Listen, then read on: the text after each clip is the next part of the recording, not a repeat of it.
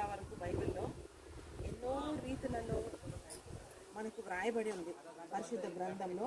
So అక్కడి నుండి ఇక్కడ వరకు ఈ ప్రాంతం అంతటినీ, ఇందులో ఉన్న దేశాలు, మోయాబు, తర్వాత ఇక్కడ రకరకాల ప్లేసెస్, బెత్లెహేము, తర్వాత నెబో పర్వతము, రెడ్ సీ, మసాదా, అలాగే ఎంగేది, ఓయాసిస్, జూడా, ఈ ప్రాంతాలన్నిటిని కూడా మనము ఇక్కడ చూడొచ్చు. అంటే ఇక్కడ చూస్తే మనం ఖచ్చితంగా యెరూషలేం పోతే చక్కగా అక్కడ ఈ ప్రాంతాలు గూర్చిన యొక్క నిజమైన ప్లేసెస్ చూడొచ్చు. ఇదంతా మోడల్ అనమాట.